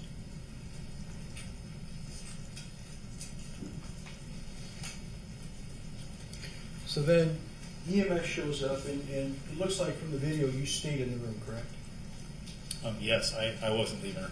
Okay. Is that kind of unusual, though? I would, as a captain, I was consistently managing the scene, charting notes of everything that's happening, but also if someone needed an additional resource, they would tell me, and I'd be the one to get it rolling, get it there. And so if a situation arises where there was a family member that wanted to be with a loved one, I would absolutely allow it if the room accommodated it and they were calm enough to manage the situation. They could be there. But if they were going to be a distraction or in the way, physically or verbally, I would be the one to be kind of the bad guy for the cruise, but I'd have to escort them to another room so we could appropriately treat a patient.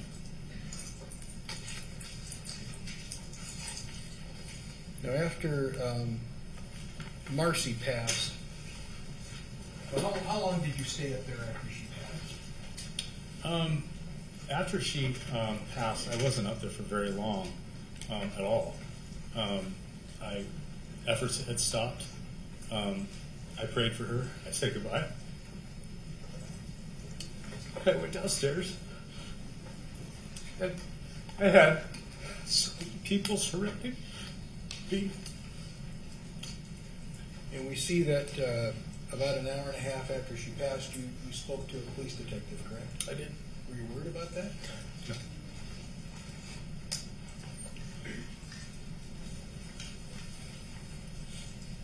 Now, you talked to Kevin Valines sometime, was it that morning or later in the day, do you recall?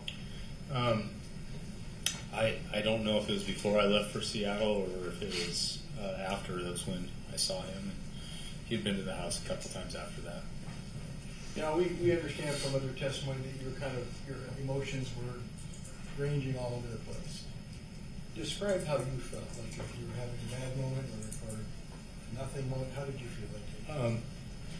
I had a myriad of emotions I was dealing with. I had to be strong for my kids. I wanted them to know that I was safe. I know that they were in fear, like, what if we lose Dad now? There was a lot of conversations that were fear-based. I was always in a mode of making sure they had what they needed or the support. My moods were of extreme sadness. Seeing my kids' sadness was so incredible, so difficult, so incredibly difficult. My emotions went back and forth because we had so many problems that were unresolved that I was sad, I was frustrated, I was angry about that. But there's also someone I love for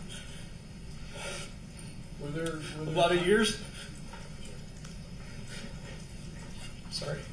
Were there times when you didn't feel anything? I was just numb, but anytime I came around somebody, I'd have to show them I was strong. I was able to carry my load, you know. Kevin Valines testified that you said something like, you feel bad for not feeling bad. Did you say something like that? I might have said something like that. I didn't mean it in that context. It could have been with how I was feeling in that moment. There was a lot of emotions happening. And then you also talked to Scott Sullivan, correct? I did. And he testified that you told him, I think he said that day, you said a big burden had been lifted, that you were relieved or something like that. Did you have a conversation with Scott Sullivan that day where you said something like that? I could have. I would have never in my life used that in the context of Marcy passing.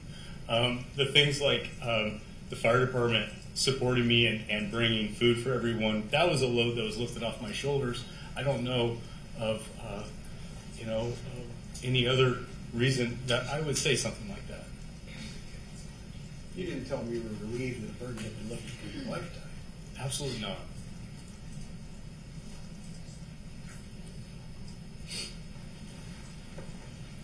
And you're at home, and family starts to show up too that day, right? Yep. Yes. You say that food started to arrive, right? Yes. Who was the first person to bring it? Only because of testimony, Casey Jones said she brought it first. I don't remember what the order in which everyone brought their food. Do you remember your conversation with her? I do. Where were you? On the garage. I would, if I may. Sure. I would open the garage. I want people to text me before they came because I wanted to gather myself, and I wanted to go out there and I wanted to show my appreciation. I wanted to. There were some times when they'd want to just set it on the front porch, and I didn't get to say thank you. That's when I started to say, "Text me, please," because I want to show my gratitude for what they're doing for everybody. Were you happy to see Casey? I was. What did you think the relationship with her was like at that time? I didn't think I thought we worked well together. I didn't think there was a conflict of any kind. She kind of endorsed the idea that she's the office gossip. Was that your experience with her? Yes.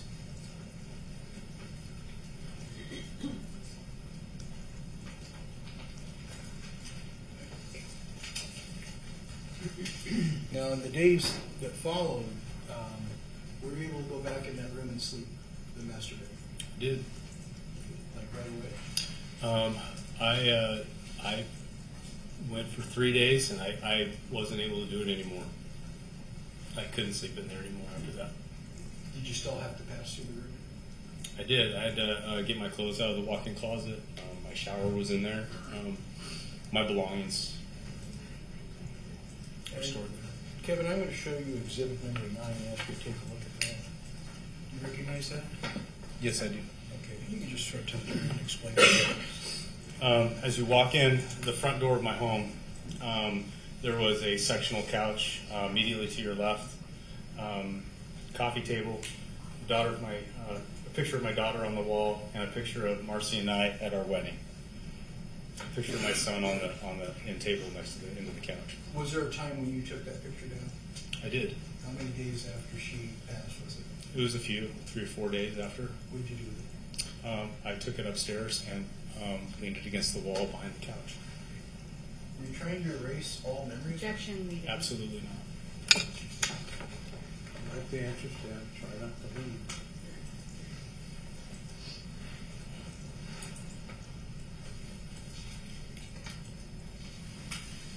I'm sorry, you said, did you put a photo in its place, did you say? I did. So opposing that wall, so that photo that you could see was facing towards the front door. There was another photo facing away that was you couldn't see when you walked in the room.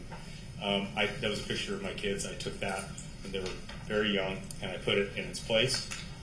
When I was walking through that room, I would just feel like I had to avoid looking at it, or I got sad when I saw it, and I didn't want to walk through the room and feel like I had to force myself to look away. So I took it down to create. You can't explain why you grieve. Was Cynthia hanging out in your house at that time? No, She'd been in the garage, right? just in the garage. Okay. Was she in the house at times? The only time that she was in the house was at the gathering we had when everyone came just after my birthday. My daughter made a big cake, and we went into the kitchen to cut it up. They sang, but we spent time inside the garage mostly. Everyone did, but there was groups of people kind of everywhere. But Cynthia spent most of her time in the garage. Now, the photo that we saw of the furnishings, that, let me see the last exhibit. It's the one that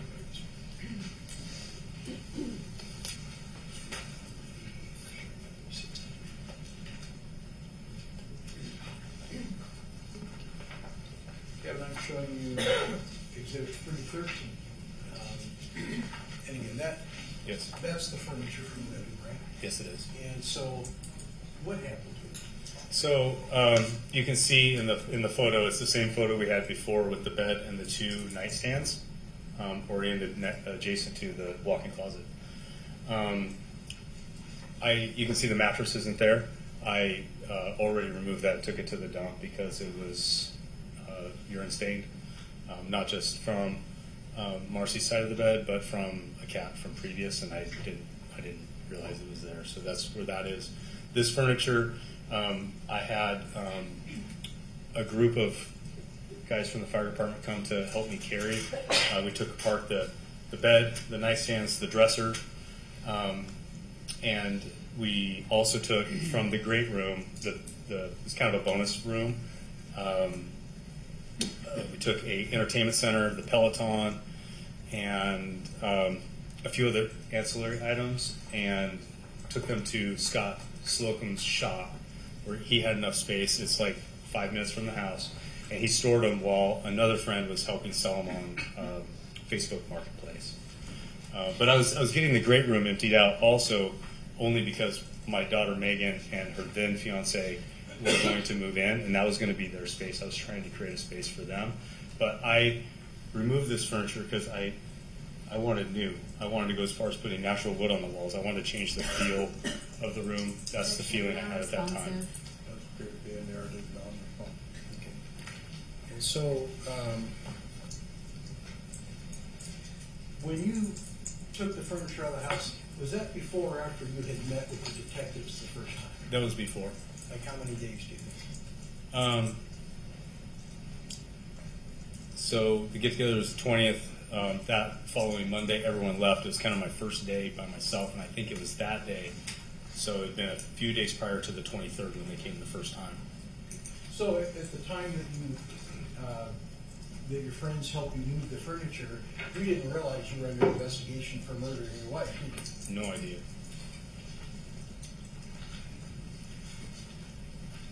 And we already heard testimony that your mother washed your sheets, correct?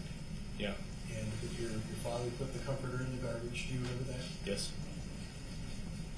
And your sister threw away the pillow. Correct.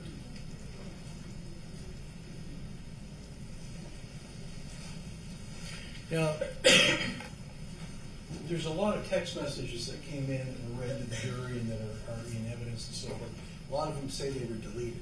Messages between you and Marcy. Did you delete those? I did. What? Megan asked me for her mom's cell phone. She had a lot of dance photos and trips they had taken. The photos were very important to her. I did not want Megan to read our arguments. I felt that was private. As in life, we kept it separate, and I wanted to continue that. So I deleted those. And conversely, I didn't want to read those on my phone. I wanted to remember Marcy for Marcy and not our arguments. And when I went in and saw them, the ice storm, I had a lot of time on my hands, and I did. I deleted the messages. I didn't want to look at them anymore. When the detectives came to your house on the 23rd, you were in the garage with Cynthia, weren't you? I was. And did you not hear them knocking? No, I did not. So what was going on in the garage? So I had an Apple playlist. I was just playing some music lightly enough that we could still have a conversation. There were some pictures of my garage. There was 2 chairs off to the side, a rocking chair and a soft chair. It was my grandpa's chair from years and years ago. We were just sitting there in our own chairs, listening to music, and we were talking. And so what is it that actually caught your attention and made you aware that somebody was there? I heard him bang on the garage door. And so what did you do next? I went to the front door. Did you tell Cynthia to wait there? No. And so you went to the front door. Yeah. Did you know they were coming? No. And so from the video we see you let them in. Yeah. And you talked to them. I did. Did you tell them the truth? I did. There was a point where you told them that you were having an affair. I think that was actually on the next video. On the Second meeting, yes. Okay. And when they first came, did you realize you were being investigated for murder on that second visit? When they first arrived, did you know that? No, they said it was just a routine interview. The medical examiner office just has them do it regularly, just a routine thing. And you admitted to the affair with Cynthia. I did. But you mentioned that you didn't know if there were future plans. That's what the video says. Were you telling them absolutely everything about the affair as it really stood, do you think? With the affair, no, I didn't. I think I said that we had a physical relationship, we had an emotional relationship. There weren't future plans there's no wedding date. There wasn't a date to become engaged. There was no, a plan to move in. She was still with her now ex. Did you think that was a really important thing for the police to know about? I didn't think I was being investigated. I didn't think it was necessary.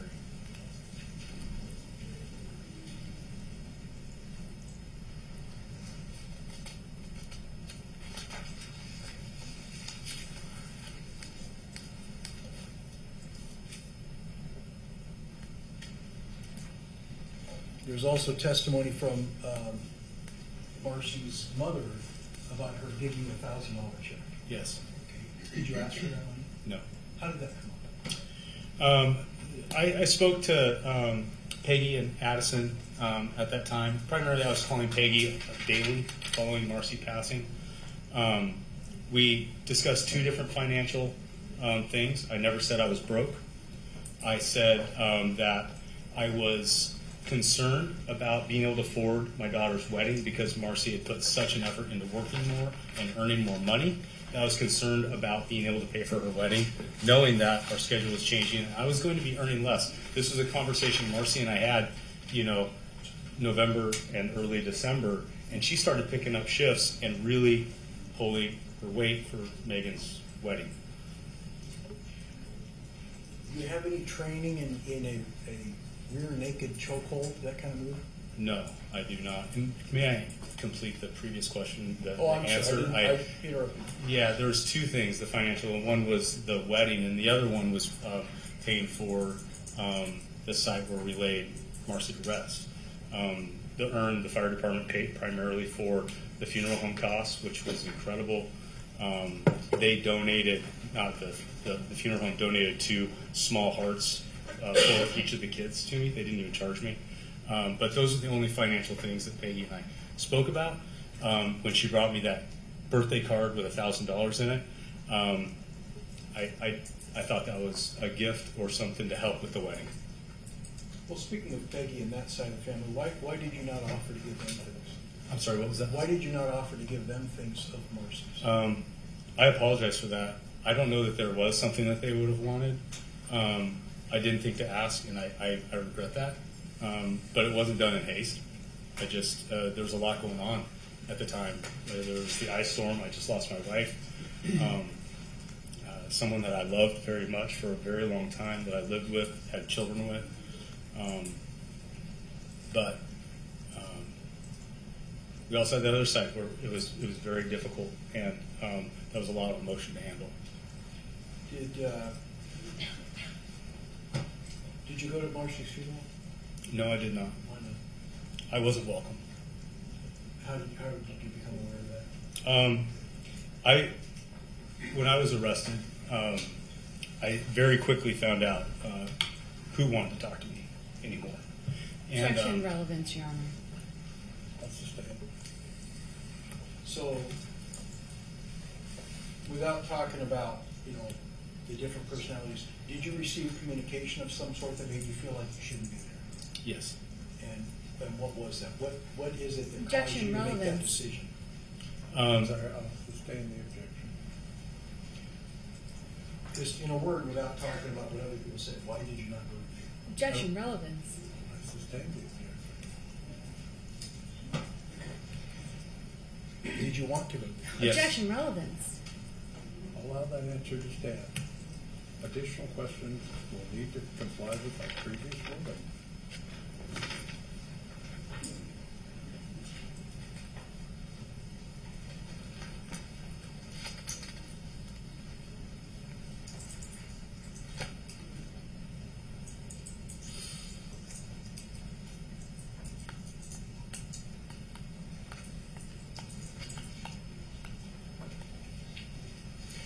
In the 911 call, well, you seem to be working with the operator trying to work on Marcy. There's a part where you say, I should have known. You should have known. What should you have known? I don't remember. Did you feel like you should have seen this coming? No, I don't. I feel like I did a good assessment the night before. I don't blame myself for not calling 911 that night before.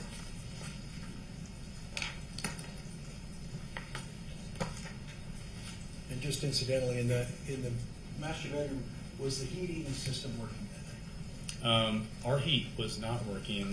There was a wire that was found loose in our thermostat, and it was a smart thermostat you can control from your phone. I did wire it myself months before. It worked just fine. There was that morning when I went to Seattle, my brothers and sisters that were there from the fire department contacted a heating cooling company. They came out, and that's what they found. There was just a loose wire. They got it back in the thermostat, and then we did have heat. It was, during the ice storm. Kevin, did you put your wife in a rear naked chokehold and strangle her to death? No.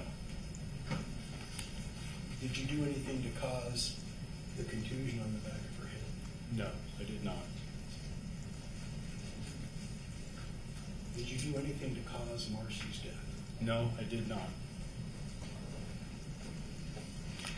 That's all I have, thanks. Cross-examination.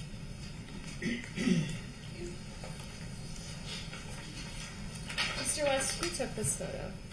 Scott Slocum. Scott Slocum took this photo. Yes. When did he take this photo? The day we removed it from the house. You see exhibit number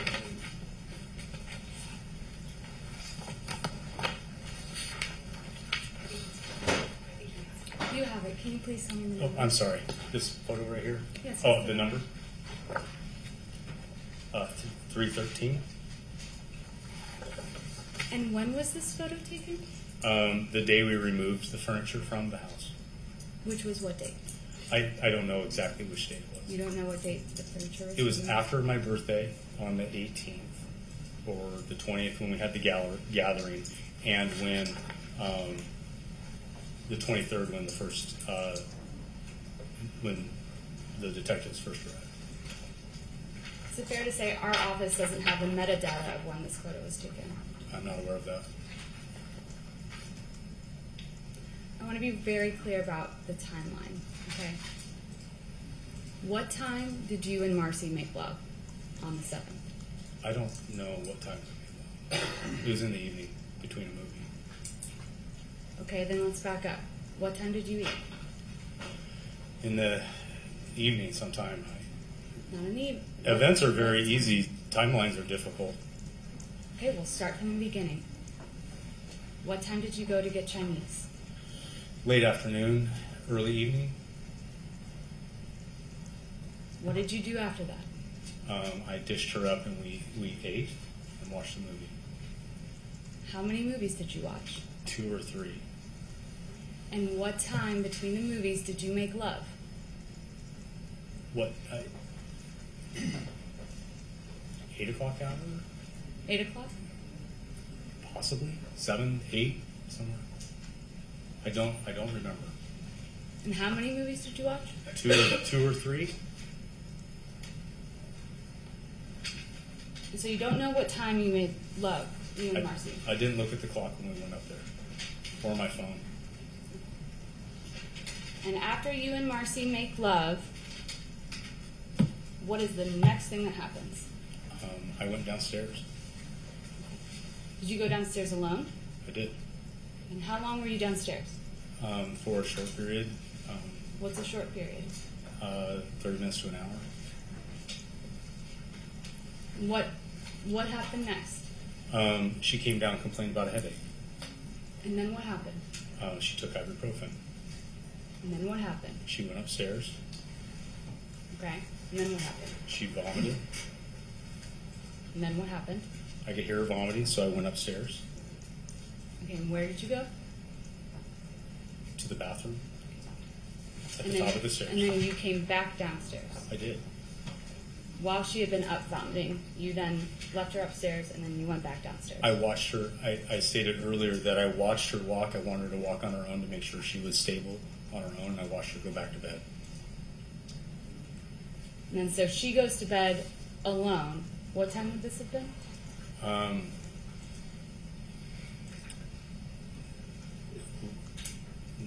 9:30, 10:30, something like that, maybe. But you stayed back downstairs. I did, yes. What time did you go back upstairs? I thought that I went to bed about 11, but times are difficult.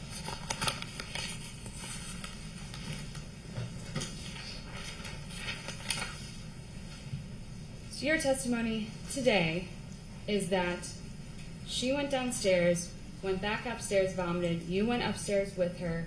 Then you came back downstairs for an amount of time. She went to bed at like 9 o'clock, and then you went back upstairs around 11. She went to bed a little later than that, but yeah. When did you go back upstairs? Well, I went up there once when she was. Asked and answered. Some repetition is permitted in cross appropriate. Repeat your question. When did you go back upstairs? Well, I went upstairs when she vomited, and I went back upstairs to go to bed. And you were or weren't Googling things on your phone? I was not Googling things on my phone. So then your testimony today is that at 11 o'clock, approximately, you would have put your phone on the nightstand and then not touched it until you made the 911 call. Correct? That is absolutely correct. And your testimony is that that Marcy knew your PIN code. She did. Your testimony today is that she was suspicious that you were having an affair. I am guessing that she was suspicious about it. She told me that I was on my phone too much. And that was a combination of affair, handling work issues. I commonly got that as well.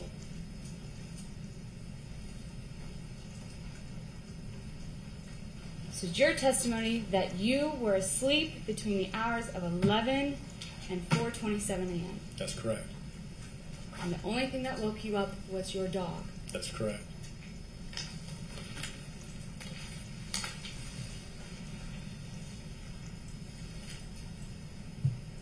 And your statements that you're making today came after your Apple Health data came to light, correct? Yes, that's correct. And after her Apple Health data came to light, correct? Yes, that is correct. And your statements today are inconsistent with what you've previously told law enforcement. I don't know how it's inconsistent with what I've said before. You've never previously said you stayed up while she went to bed.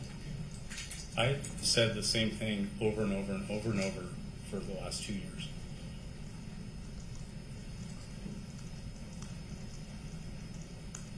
You never told law enforcement she was suspicious about you having an affair. Don't remember. It's your testimony also today that you may have caused injury to her neck and head during the lowering process. I never said that I caused an injury to her, that I may have. You may have caused injury to her head and neck during the lowering process. I had my hands under her shoulders when I lowered her to the ground. There was no incident in lowering her to the ground. If it was an ambulance call, I document everything. If it's not documented, it didn't happen. If I was documenting what happened when I treated Marcy, it would have been unremarkable in the event of me lowering her to the ground. There was no contact with anything. It was a quick, hasty move, but it was a safe move for Marcy when I lowered her. So no injuries were caused to Marcy during the lowering process. Yes, That's absolutely. your testimony today. That's absolutely correct. You did not touch her neck. When I was lowering her? Correct. Absolutely not. And you were asked directly, and you have no explanation for her injuries. I have no explanation for her injuries. You don't have an explanation for her injuries on the 31st of January 2024, correct? When I was interviewed, yes. And you have no explanation for her injuries today. That is absolutely correct. You told your best friend, Kevin Valines, you feel bad for not feeling bad at 8 a.m. on the day of her death. Did you not? If I said something to that effect... That's you being strong. I'm correct? sorry, what? Was that you being Objection. strong? She should ask that she That's let the correct. witness. If you wish to ask a question, then wait for the answer before you ask the next one. Repeat your question. You told your best friend, Kevin Valines, that you feel bad for not feeling bad, and that was at 8 a.m. the morning of Marcy's death. Did you not? That's what he testified to. If I said something to that effect, that morning was beyond traumatic and difficult. I don't know half of what I said. I was also frustrated with dispatch. I was frustrated that I couldn't do continuous CPR. Mm-hmm. It was difficult. It was a difficult morning. I struggled a lot. If I confided in a friend that morning and it came out wrong... I'm sorry, like any witness, you need to listen to the question asked, answer that question, then wait for the next one. Yes, ma'am. Mentioning dispatch, you actually called dispatch a bitch in the kitchen to your friends. Did you not? objection relevance, Your Honor. This thing, Move to strike and instruct the jury. there hasn't been any testimony to strike, disregard the last question. You told your best friend, Scott Slocum, that a burden had been lifted. Did you not? If I said that was completely taken out of context and was meant for some other reason. There was a lot of help and a lot of support where I could have justified saying something like that. I am not a cold person. I'm Sorry. warm. Sorry. If someone asks you if you said something, the answer is yes, you said it, no, you didn't, or you don't remember. Yes, It's Your not Honor. it's not an opportunity for you to begin speaking at will of whatever you want. So Yep. listen to the question asked and answer that question. Yes, Your Honor. You told your friend and EMT trainer, Mark Whitland, sometimes autopsies don't come back with anything. Did you not? I did. And you asked him if it would be okay to get rid of her things. You said this unprompted, correct? I don't remember that. You've been a paramedic for over 20 years, correct? Yes. You understand the anatomy of a body. Yes. You understand the anatomy of a neck. Yes. You know not to put pressure on both carotid arteries, correct? Yes. Thank you. No further questions. Easy break. Yes.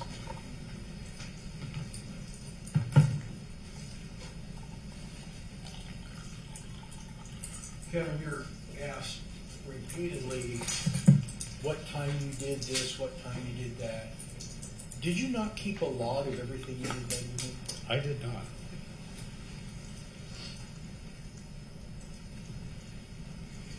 Were you ever asked by the detectives if you thought your wife was suspicious of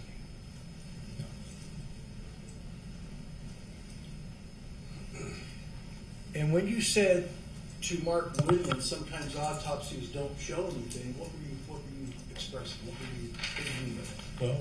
Well, conversations with Marcy's parents, we all wanted to know why. We wanted to have an answer. We wanted toxicology to come back. I've never been through this. I didn't realize toxicology took 3 to 4 months or longer. We all wanted answers. I knew Marcy well enough that I didn't think there'd be anything in toxicology. She drank Diet Pepsi and took ibuprofen. She didn't drink. I knew her well enough that I just didn't. I felt confident in that, but not having answers for so long, we all wanted answers. And you were afraid that you wouldn't get an answer. Absolutely. Okay, thank you. You're welcome. You cross. No, Your Honor. You could step down.